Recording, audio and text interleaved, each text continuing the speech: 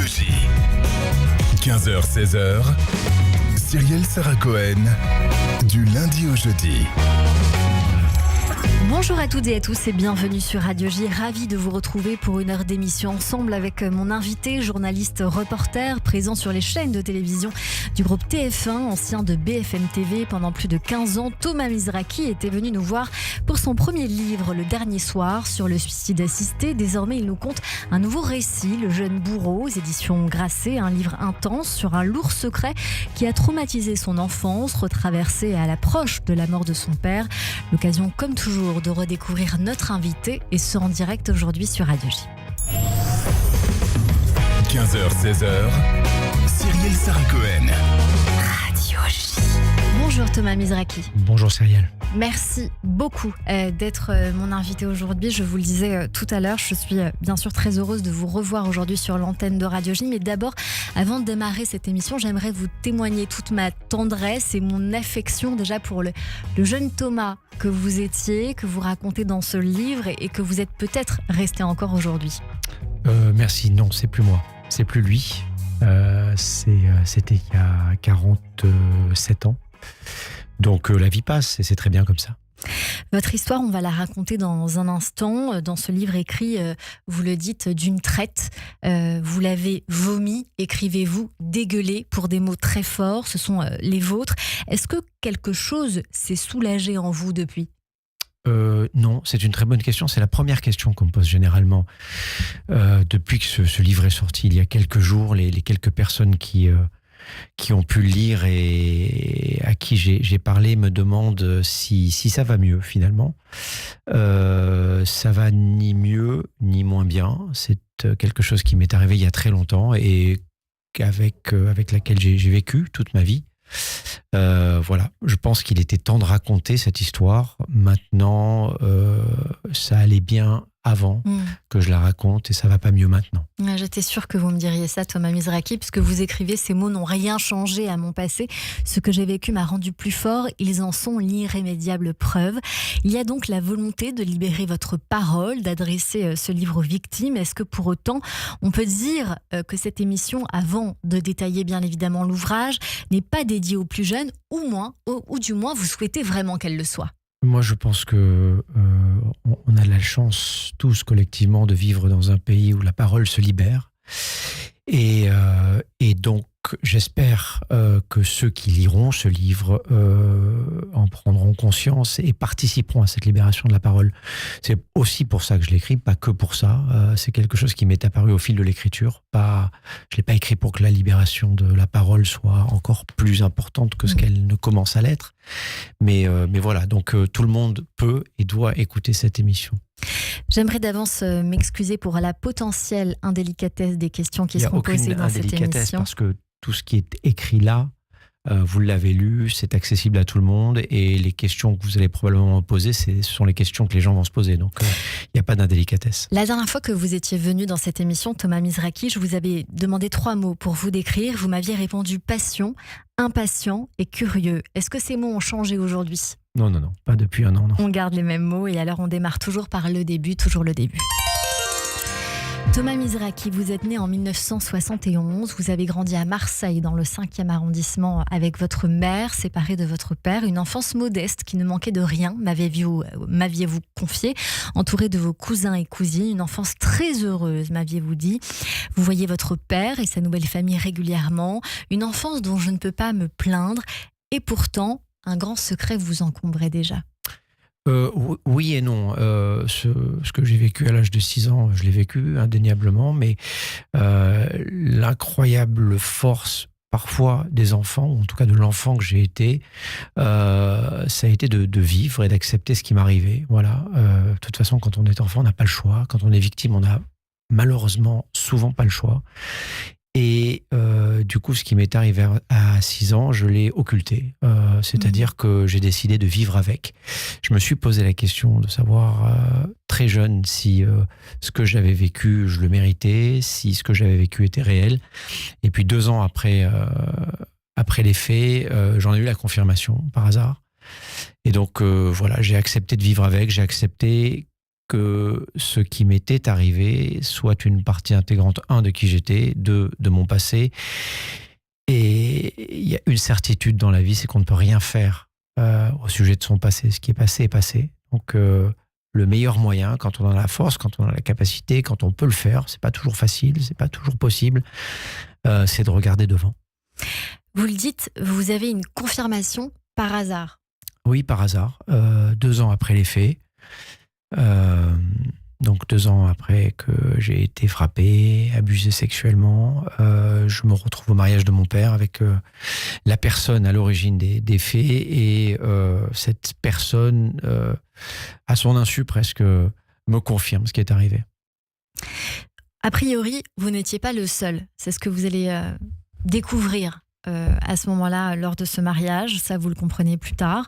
Vous venez de nous le livrer, Thomas Misraki, à 5-6 ans. Il y a des agressions intimes, je vais le dire de cette manière-là, qui n'étaient pas systématiques, écrivez-vous, mais qui commençaient toujours de la même manière.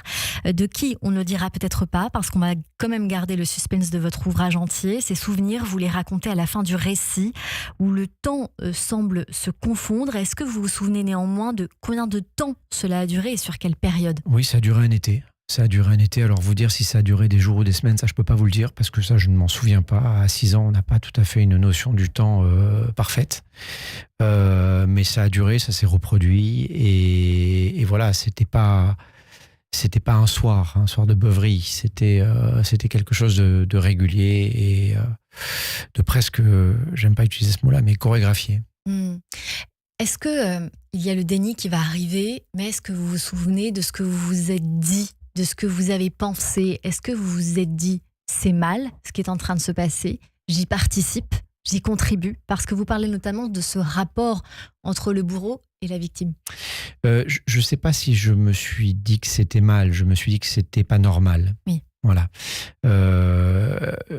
Est-ce que je me suis senti responsable de ce qui s'est passé ? Si c'est ça votre question, non, pas du tout. Quand on a 6 ans et qu'on est frappé, qu'on est abusé sexuellement, on comprend qu'il y a quelque chose qui ne va pas, évidemment. Il n'y a pas besoin d'être très âgé pour comprendre qu'il y a quelque chose qui ne fonctionne pas. Est-ce que je me suis demandé si j'avais une part de responsabilité dans ce qui était en train de m'arriver ? Oui, bien sûr, parce qu'à 6 ans, on se dit qu'on a fait quelque chose de mal pour que quelque chose comme ça se produise. Mais c'est pas vraiment ce à quoi vous pensez sur ce moment-là, parce que cette histoire, après, vous y réfléchissez, vous la reconstruisez aussi d'une certaine manière. Quand on a cet âge-là et qu'il vous arrive ces choses-là, vous subissez, voilà, et vous essayez de survivre. Et vous dites subir est un art. Vous l'écrivez. Qu'est-ce que vous voulez dire par là, Thomas Là, Misraki ? je parle des victimes de manière générale, Oui. et je parle de la résilience qu'il faut quand on a subi quelque chose comme ça. Et encore une fois, moi, ce que j'ai subi, ça a été au cours d'un été, et je comprends en vous disant ces mots que beaucoup de gens ont vécu bien pire. Mais qu'on apprend à se taire, on apprend à accepter, qu'on apprend non seulement à supprimer ces souvenirs et les mots qui pourraient les décrire, mais qu'on accepte que les autres oublient, ou que les autres ne fassent pas cas de ce qui vous est arrivé. Et ça, peut-être que c'est le plus dur. Il y a 2 sujets dans cet ouvrage et on va rejoindre ce que vous venez de nous dire. Mais d'abord, l'ancien éditeur de chez Grasset, Jean-Paul Enthoven, m'a souvent expliqué sur cette antenne qu'un auteur réécrit toujours le même livre. Il y a de cela, puisque cela démarre toujours par un appel dans vos 2 ouvrages. Le premier pour lequel vous étiez venu nous voir le dernier soir, mais aussi celui-ci. Vous finissez par parler de la fin de vie, finalement, Thomas Misraki, en expliquant cette fois chaque détail de la mort de votre père dans un centre hospitalier de Remiremont. Alors, pour que les choses soient bien précises, c'est un récit. Donc, ce qui m'est arrivé dans cette maison, pas très loin de Remiremont en l'occurrence, tout cela est vrai. Je l'ai vécu, je l'ai subi, et j'ai dû apprendre à vivre avec.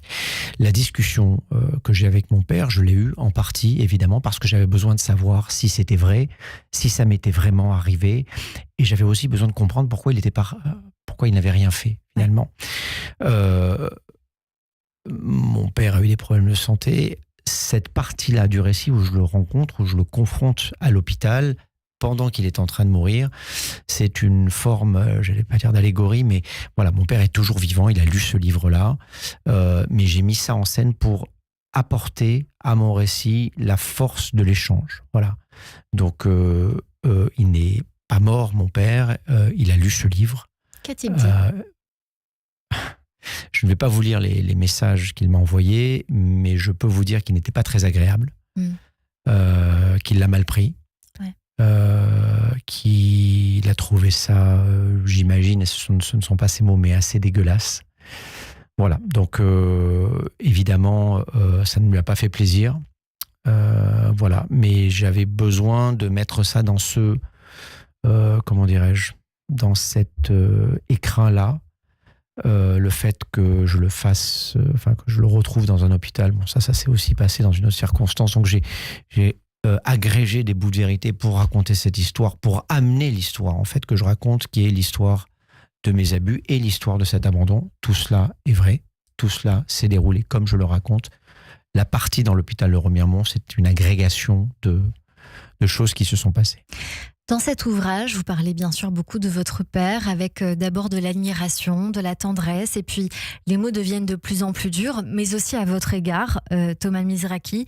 Il y a entre vous deux, dites-vous, pendant longtemps, une sorte de pacte de sang, où vous écrivez « Je l'ai protégé, quel que soit le coût, les risques, quoi qu'on en dise de moi un jour, à la fin de ce livre, quand j'aurai trahi cet homme, vendu son âme et bradé la mienne ».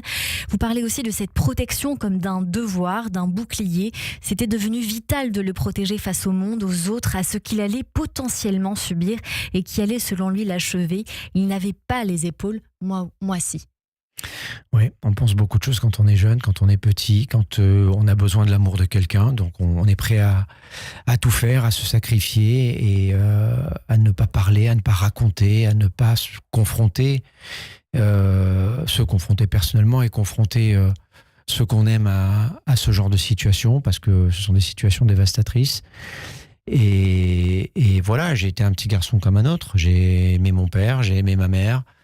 Et puis un jour, on n'aime plus ses parents de la même manière. Un jour, on se rend compte qu'ils ont été comme nous, des hommes, des femmes, avec des vies difficiles, avec des vies compliquées, qu'ils ont fait au mieux, souvent au mieux, même si ce mieux-là, parfois, est terrible pour leurs enfants, pour les conséquences que ce mieux a pu avoir sur leur vie.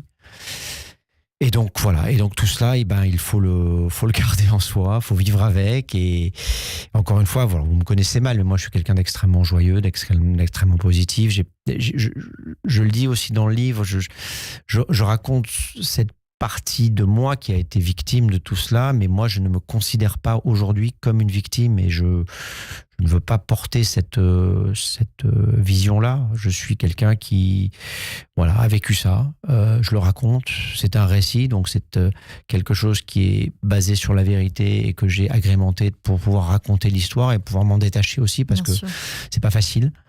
Mais voilà, ça fait partie de mon passé. C'était il y a 46 ans et depuis j'ai tellement eu de chance que peut-être c'est une sorte de compensation de la vie. Quand vous parlez de compensation de la vie et de chance, je me suis posé la question en lisant votre livre, vous connaissant bien sûr journaliste et un tout petit peu personnellement. Quand on a été si proche finalement, je dirais, pour parler de votre père, parce que vous le contez de cette façon-là, face à du silence, face à quelque part du mensonge, est-ce qu'en grandissant, devenant journaliste, ce choix est évident dans une volonté de vouloir raconter la vérité dans l'exactitude ? Non, je pense que beaucoup de gens vont tenter de faire le lien, ou vont faire le lien, par exemple, entre le dernier soir que j'ai écrit avant et ce livre-là, ma volonté de mourir à 75 ans et ce qui m'est arrivé à 6 ans, ma profession et mon besoin de vérité ou de raconter la vérité. Non, je pense que c'est beaucoup plus complexe que ça. Voilà, évidemment, des choses comme ça vous marque à jamais. Donc, il y a des parties de ma vie qui ont sûrement été directement... j'allais dire impacté, j'aime pas du tout ce mot-là, mais parce qu'il m'est arrivé, bien sûr, mes relations aux femmes, mes difficultés à construire des couples, ma peur maladive d'avoir un enfant, tout ça, évidemment, probablement qu'il y a de ce qui m'est arrivé dans la façon et dans l'homme que je suis aujourd'hui. Mais je ferai pas ce lien-là. Je pense que le journalisme, c'est tout autre chose. Thomas Mizrachi, vous êtes papa d'une petite fille. Vous en avez parlé lors d'une dernière interview ici. Quel genre de père vous êtes ? Le meilleur possible, et je mets toute la modestie dans cette réponse-là, parce qu'on n'est jamais le parent qu'on doit être. On fait tous des efforts, c'est un apprentissage constant, on essaie tous de faire au mieux, et c'est l'indulgence que j'ai moi pour mon propre père aussi, bien sûr. On ne fait pas toujours les bons choix quand on a 20, 25 ans, 30 ans, 35 ans, l'âge qu'il avait à ce moment-là. Donc c'est difficile. C'est difficile, la vie est difficile, la vie est complexe. J'essaie avec ma fille de la protéger le plus possible en la laissant évidemment grandir, parce que je ne peux pas faire autrement. Je lui ai parlé de ce livre par exemple, je lui ai expliqué ce qui m'était arrivé, pourquoi ça m'était arrivé. J'ai de la chance d'avoir une petite fille très vive, donc elle comprend très rapidement. Voilà. Après, je suis loin évidemment d'être un père parfait. Il y a des choses que je devrais faire que je fais pas probablement, et des choses qu'elle me reprochera un jour probablement. Mais c'est aussi ça, être parent, c'est savoir accepter ses défaillances, ses erreurs, les reconnaître et aider ses enfants à vivre avec. Vous dites pourquoi ça m'est arrivé. Est-ce qu'il y a un pourquoi quand ça arrive ? On n'est pas fautif, Thomas Mizrachi. Non, on n'est pas fautif, on est victime, ce qui est différent. Exactement. Mais pourquoi, c'est la question que se posent toutes les victimes. Voilà. On se demande pourquoi moi, qu'est-ce que j'ai fait, qu'est-ce que j'ai mal fait, pourquoi j'étais là à ce moment-là, et pourquoi j'ai rien dit avant, et pourquoi il a fallu attendre des semaines avant que je vomisse et qu'on me demande ce qui aille pas et qu'on découvre ces bleus sur mon corps. Voilà. Tout cela, c'est le raisonnement qu'on a aujourd'hui dans un studio de radio quand on vit une situation comme ça, qu'on est 6, 20, 30, 50 ans. C'est pas si simple. C'est pas si simple parce qu'on a souvent besoin de l'autre, on est dans un cadre fermé, on ne sait pas comment faire, on ne sait pas à qui parler. Donc la question du pourquoi, elle se pose inévitablement. Thomas Mizrachi, vous n'avez jamais parlé pendant 45 ans, jamais. 47 aujourd'hui. Votre mère n'a jamais su. Jamais su, elle n'aurait jamais supporté d'apprendre ce qui s'est passé. Mes grands-parents, les parents de mon père, de qui j'étais très très proche, n'ont jamais su non plus. En tout cas, moi, je l'aurais jamais dit. Je ne pense pas qu'ils auraient apprécié ou supporté la chose. Non, j'en ai jamais parlé pour la mère de ma fille ne l'a jamais su, mes meilleurs amis ne l'ont jamais su, ils l'ont tous découvert avec ce livre. Je ne l'ai jamais dit à personne. Ce qui m'amène à la réflexion suivante, la raison pour laquelle j'ai décidé aujourd'hui d'en parler, probablement pour deux raisons. D'abord parce que j'ai moi-même un enfant qui a 8 ans, donc à peu près le même âge, et que je me dis aujourd'hui que si je venais à apprendre qu'il lui était arrivé quelque chose de similaire, je réagirais très différemment. Donc ça, c'est la première chose. Quand on devient un père ou parent, on apprend, on comprend, et si on ne s'adapte pas à ce qu'on a vécu soi-même, c'est qu'on est un imbécile. Et la deuxième chose, c'est que ce livre s'est fait presque par hasard. Pour tout vous dire, c'est aussi le résultat d'une demande de mon éditeur Christophe Bataille, qui au mois de juin dernier m'a demandé d'écrire un deuxième livre, et je lui ai tout simplement répondu que j'avais pas d'histoire à raconter parce que ma vie n'était pas si passionnante que ça. Et puis cette histoire-là, je l'avais quelque part, il fallait que je la raconte d'une manière ou d'une autre. Moi, je voulais pas raconter ça comme une sorte de MeToo, de récit victimaire, parce que je me considère pas comme ça. Mais je voulais essayer de comprendre pourquoi. Pourquoi quand on a un gamin qui se fait taper, qui se fait abuser sexuellement, on décide de rester là où ça se passe, avec les personnes avec qui ça se passe, qu'on ne bouge pas, qu'on ne le prend pas, qu'on ne le met pas dans une voiture, qu'on n'aille pas dans un commissariat, qu'on ne fuit pas, qu'on ne renonce pas à cette vie-là. Voilà, je voulais comprendre pourquoi. Et donc, c'est ce que j'ai fait. Je me suis dit que c'était peut-être un bon moment et un bon moyen de comprendre. Thomas Mizrachi, vous avez lancé une transition. On parle souvent des femmes en ce moment, des femmes victimes d'agressions sexuelles ou même de violences conjugales, moins des hommes qui ont vécu ça dans leur enfance notamment. C'est une parole bien sûr très forte aujourd'hui, qui va certainement donner le là pour d'autres, je ne sais pas, mais en tout cas, il y a votre parole extrêmement importante. Qu'est-ce que vous vous dites que finalement, si les autres parlent, c'est bien ou... Moi, je pense qu'il faut que tout le monde parle. Je suis pas une voix, je suis pas un porte-parole, je suis pas un symbole, je suis rien de tout ça. Moi, je suis un petit journaliste à qui il est arrivé ça il y a 43 ans et j'ai décidé de le raconter. C'est un récit, c'est un livre très court. Je ne peux rien vous dire d'autre que cela. Ce qui est certain aujourd'hui, c'est qu'il y a un mouvement depuis quelques années de la libération de la parole sur plein de thématiques, dont les violences. Violences faites aux femmes, évidemment, en premier lieu, parce qu'elles sont les premières victimes. Violences faites aux enfants. Violences faites aussi aux hommes, ça existe, c'est plus rare. Une fois que les hommes sont adultes pour des raisons évidentes, voilà, c'est quelque chose dont on parle aussi moins. Mais c'est... Quelle raison évidente? La masculinité, parce que la masculinité, parce que l'homme est j'allais vous dire un truc très bête, l'homme est plus fort, les femmes sont plus intelligentes. Je ne sais pas si c'est aussi stupide que ça, mais voilà, ça arrive factuellement, statistiquement, c'est un fait, ça arrive moins, voilà.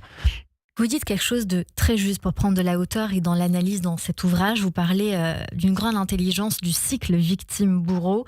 Certaines victimes, c'est un lien commun, ce que vous écrivez, deviennent des bourreaux, des histoires pour les cours d'assises, qu'elles soient dans le box des accusés ou du côté des plaignants. Voilà ce que sont les victimes. Est-ce que pour les bourreaux, pour les victimes qui ont vécu ça, qui sont devenus bourreaux, vous les excusez, vous comprenez, vous justifiez? Qu'est-ce que vous vous dites, Thomas Mizraki? Une explication, c'est pas une excuse. Donc on peut comprendre les choses sans pour autant les valider, sans pour autant les approuver, sans pour autant ne pas les condamner. Donc si vous avez été battu toute votre vie en tant qu'enfant, si vous n'avez pas eu l'amour, la structure de vos parents, si vous avez été brûlé, violé, tapé, que vous ne soyez pas un humain formidable, tout le monde peut le comprendre. Parce que on est tous dans ces âges-là, des êtres, des adultes en devenir, et c'est comme ça qu'on se construit, c'est à ces moments-là qu'on se construit. Donc quand on n'a pas cette construction-là, évidemment le reste est plus compliqué. Est-ce que ça justifie pour autant de devenir un tueur, un violeur ou je ne sais quoi? Évidemment que non. Évidemment que non. Une explication n'est pas suffisante pour valider quoi que ce soit. Thomas Mizraki, la question qui fâche et que tout le monde se pose, vous devez la connaître. Comment vous vous êtes battu, vous, contre vous-même ou pas, pour ne pas devenir à votre tour le bourreau alors que vous ne parliez à personne? Alors d'abord, moi, comme beaucoup de gens, j'ai énormément de failles. J'ai beaucoup de choses contre lesquelles je me suis battu pendant toute ma vie. Donc ça fait partie de qui je suis. J'ai appris à vivre avec pour certaines et j'ai appris à les gérer pour d'autres. Ça, c'est la première chose.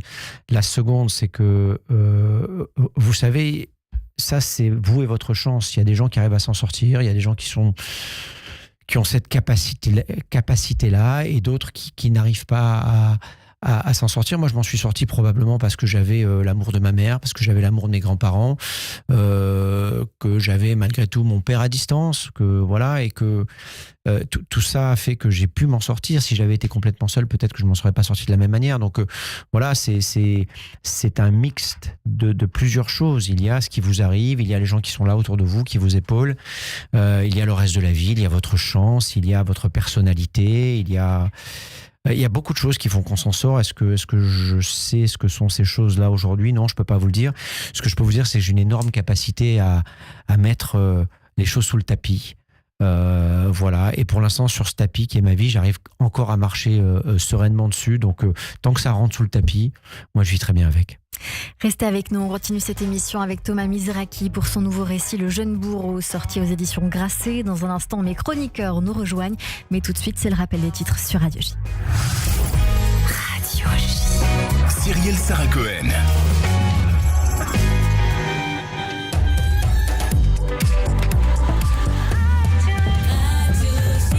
– 15h30 sur Radio J, bonjour et bienvenue. Tout de suite, le rappel des titres avec Etanit Belaïch.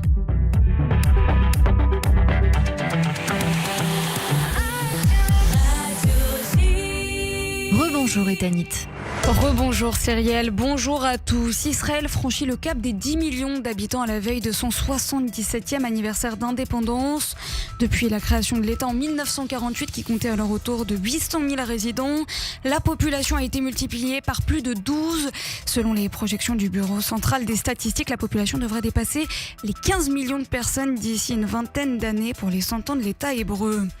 Le gouvernement israélien annule le limogeage de Ronen Bar après sa démission.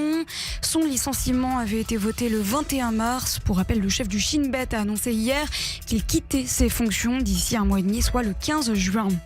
L'exécutif toujours condamne, je cite, les mensonges sans fondement d'Amnesty International. L'organisation a une fois de plus choisi de publier des mensonges sans fondement. Déclaration du ministère israélien des Affaires étrangères cet après-midi, déclaration qui fait suite à la parution du rapport annuel d'Amnesty. L'ONG dénonce un génocide en direct dans la bande de Gaza. Le Quai d'Orsay juge regrettable la décision d'Israël de révoquer l'autorisation de voyage de 2 délégations françaises. Délégation d'une trentaine d'élus de gauche invités par le consulat français à Jérusalem il y a une dizaine de jours. L'État hébreu les estime liés à des organisations terroristes. Les pompiers sont parvenus hier soir à maîtriser l'incendie qui ravageait depuis samedi le principal port d'Iran après une explosion meurtrière. Ce matin, des images à la télévision locale montraient toujours une épaisse fumée autour des conteneurs empilés au port de Shahid Raja. Et enfin en France, l'Assemblée nationale a observé cet après-midi 1 minute de silence en hommage à Aboubacar Cissé, assassiné vendredi dans une mosquée du Gard. Dans une déclaration avant cet hommage, Yael Braun-Pivet a exprimé ses condoléances les plus attristées à la famille du défunt et sa solidarité aux musulmans de France. Et merci beaucoup Etani Belaïch, on vous retrouve à 16h pour le journal complet. Tout de suite une courte pause et on poursuit notre émission avec Thomas Mizraki et mes chroniqueurs sur Radio J. Radio J. Bonjour. Le 6-9, Ilana Ferradian. Retrouvez-moi tous les matins avec mes chroniqueurs et mes invités. De 6h à 9h, au menu, politique en Israël, politique en France, mais aussi culture, société, santé, judaïsme, histoire. C'est tous les matins, de 6h à 9h sur Radio J. Et si votre impôt sur la fortune immobilière vous permettait de sauver des vies ? En soutenant le Magen David Adom, vous contribuez au financement d'ambulances, de matériel de secours et à la formation des équipes médicales sur le terrain. Votre don est déductible à 75% de votre impôt IFI. Agissez dès maintenant sur mda-france.org. Votre hebdomadaire Actualité Juive se réinvente. Il s'appelle désormais ActuJ. Un hebdomadaire généraliste avec un regard juif, un esprit de pluralisme en France et en Israël pour porter encore plus haut la voix de la communauté juive et d'Israël. Les années qui viennent seront difficiles et décisives. ActuJ sera là, à vos côtés, indéfectible et déterminé. Soyez vous aussi aux côtés d'ActuJ. Soutenez une presse juive et indépendante. Profitez jusqu'au 30 avril de l'offre abonnement annuel à 80 € et seulement 55 € en digital. ActuJ.com. ActuJ.com. Radio J. 15h-16h, Cyrielle Sarah Cohen, du lundi au jeudi. De retour sur l'antenne de Radio J, merci de passer votre après-midi avec nous jusqu'à 16h avec mon invité aujourd'hui Thomas Mizraki pour son nouveau récit Le Jeune Bourreau, sorti aux éditions Grasset. Nous parlions bien évidemment longuement de ce livre Thomas Mizraki, un récit bouleversant que vous nous offrez là sur bien sûr le poids du silence, la difficulté de vivre avec un secret, la relation père-fils entre l'admiration, le dégoût, la haine, la pitié et l'amour, avec des descriptions précises de vos souvenirs bien sûr, le tout emporté par une écriture vive, dotée d'une certaine lenteur dans la révélation et la compréhension qui a mis du temps très certainement. Forcément, on se pose également cette question-là, nos auditeurs doivent se dire finalement le bourreau, qui est-il ? On ne le dira pas évidemment, mais on dira quelque chose quand même. Il n'est plus de ce monde. Est-ce que pour vous, c'est une juste chose et la justice est faite là-dedans ? Non, moi je ne crois pas en la justice divine, je ne crois pas en toutes ces choses-là. La vie, c'est compliqué, c'est fait de hasard, c'est fait de coïncidence. On a tous souvent tendance à vouloir voir des signes ou des liens, et c'est ce qui fait notre cerveau à nous, humains. Mais non, je ne crois pas qu'il y ait de lien entre ce qui soit arrivé à ce qui est arrivé à cet homme et ce qui m'est arrivé à moi. Évidemment, lorsque j'ai appris cela, je me suis demandé si c'était lié. Je me suis demandé si il y avait un lien de cause à effet. Évidemment, on ne peut pas ne pas se le demander parce que c'est ce que nous sommes tous. Et qu'encore une fois, quand moi je l'ai appris, j'étais beaucoup plus jeune, donc peut-être moins formé intellectuellement, sûrement moins formé intellectuellement qu'aujourd'hui. Et voilà, mais non, je ne crois pas qu'il faille faire ce lien. Déjà, ce serait absurde. Ensuite, la vie est comme elle est.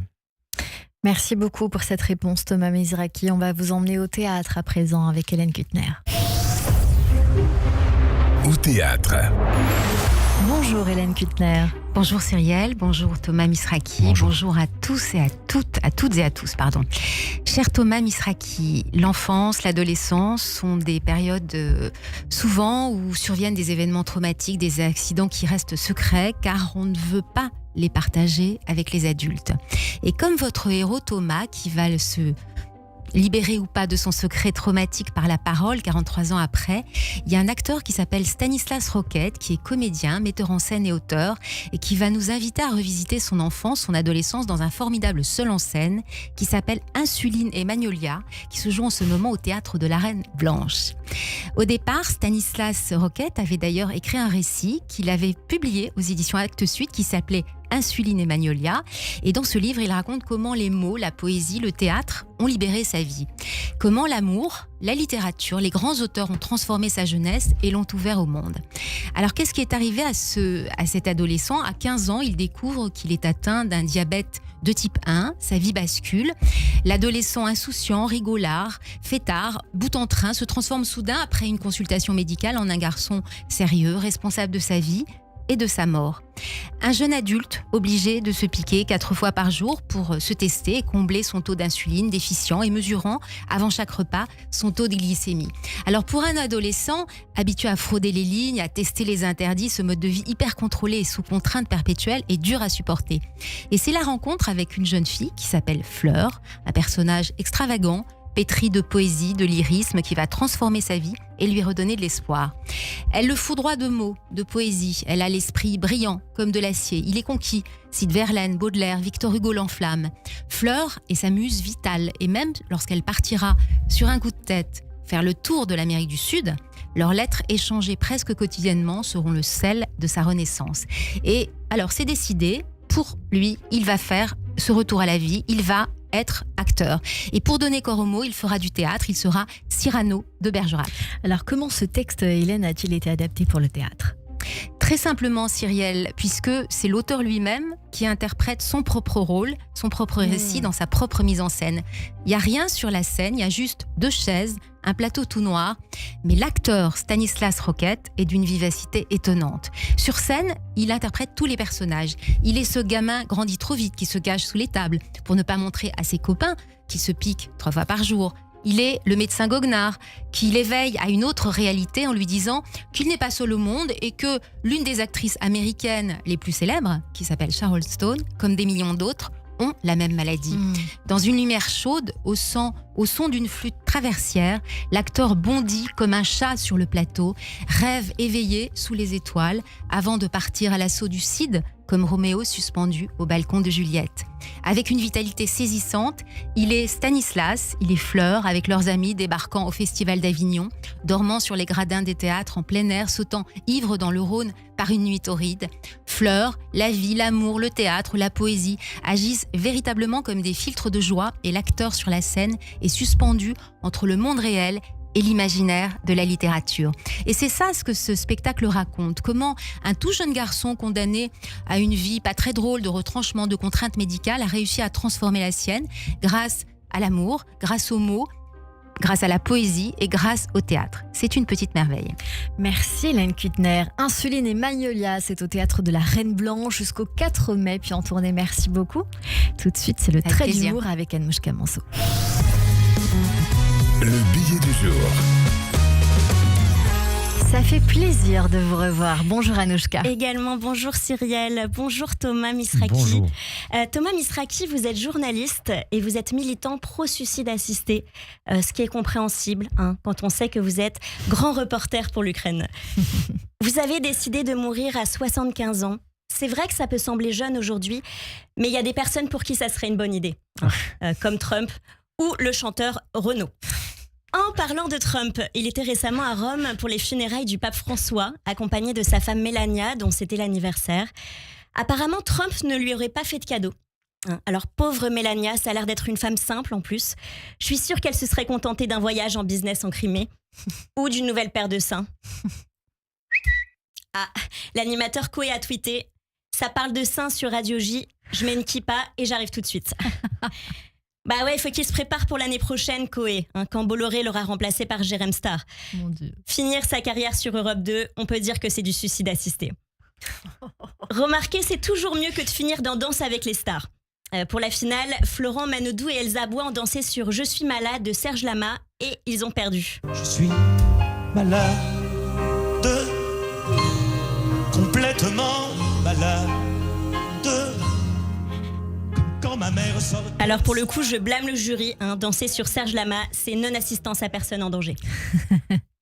Heureusement qu'en France, il y en a qui relèvent le niveau, comme le chanteur Jul qui a battu un record historique en performant devant 100 000 analphabètes. Il a fait une entrée fracassante en descendant du toit du Stade de France, attaché par un fil. Alors de loin, j'ai cru que c'était un laveur de vitres. Pour en fait découvrir que Jul, il fait l'office du vendredi soir.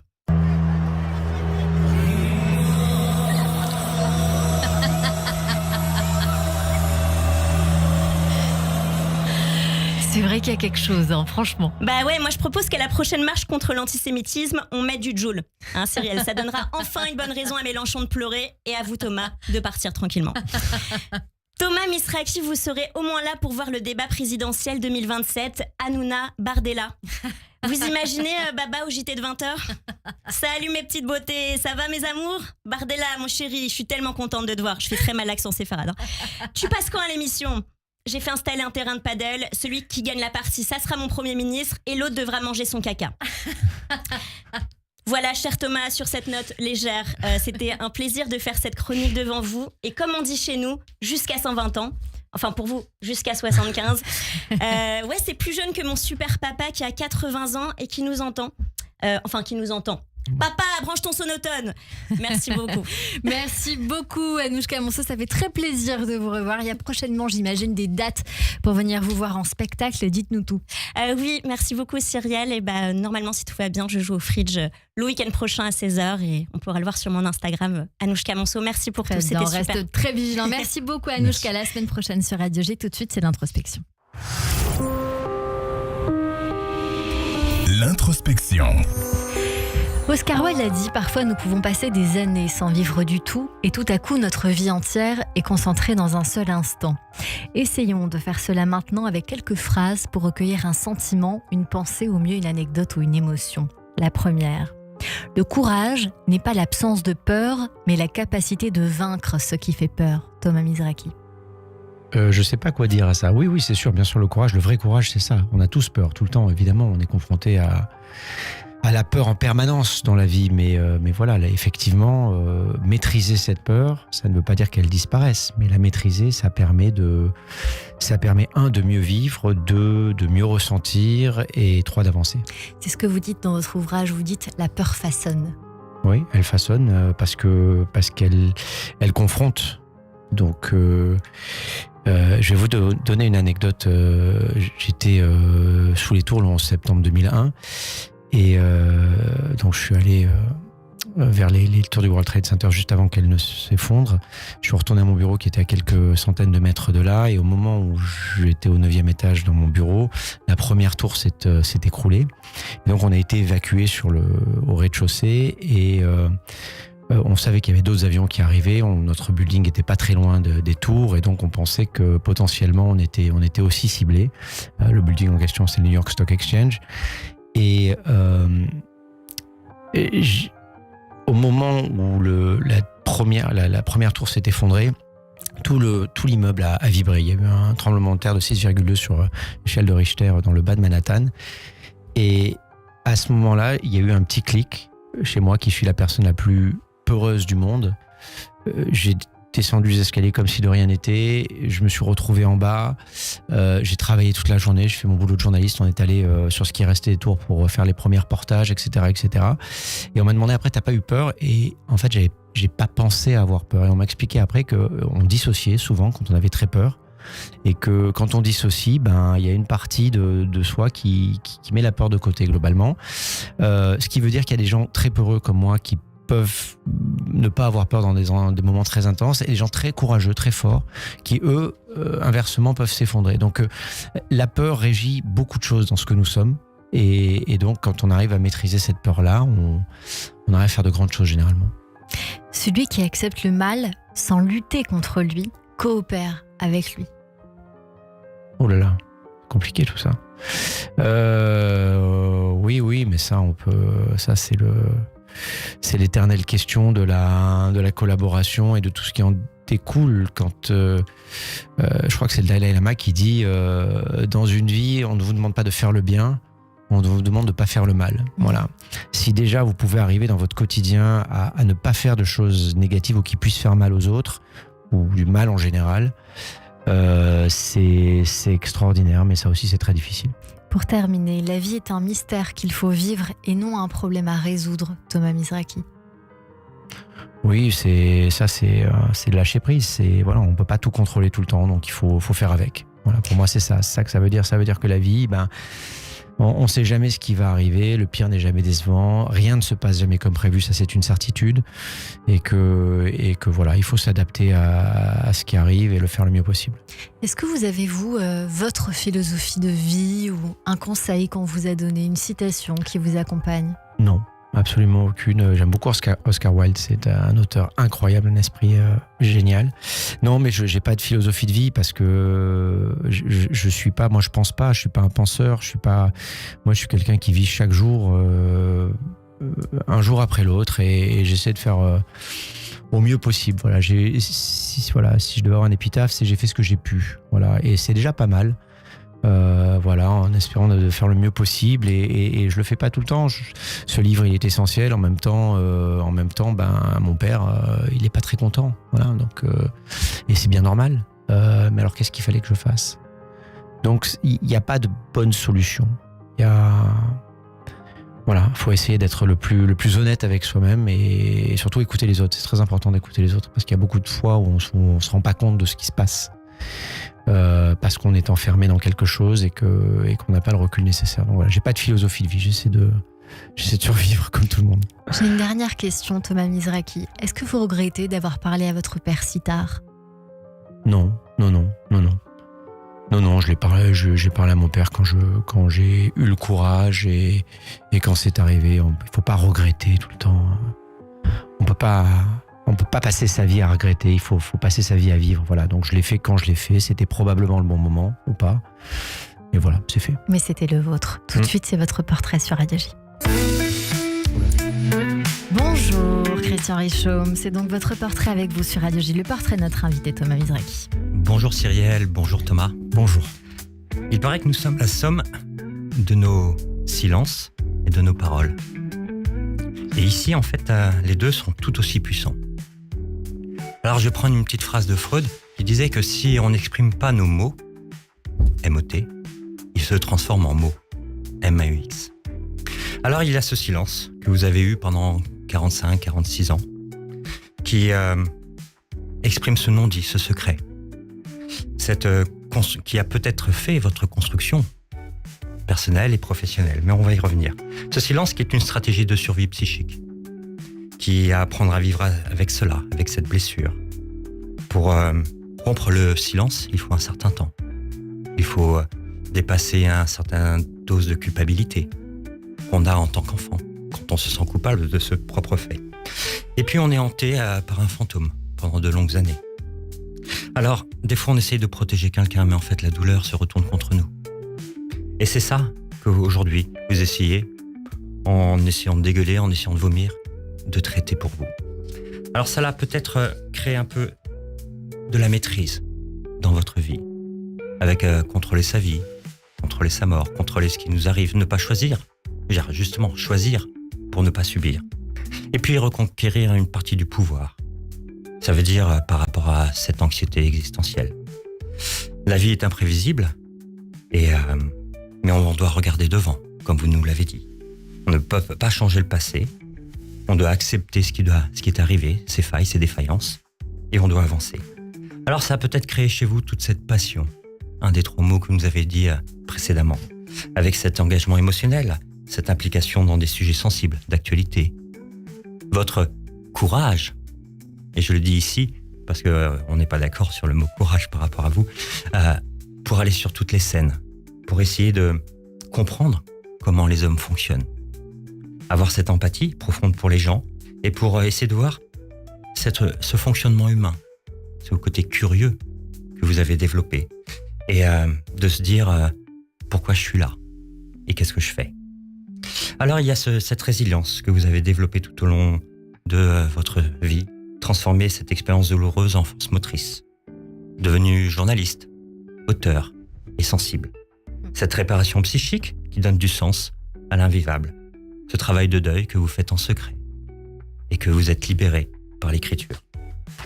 Et puis il y a aussi une dualité en vous, entre je suis courageux et j'ai peur, ou j'ai peur et je suis pas courageux, entre la dualité entre le public et le privé.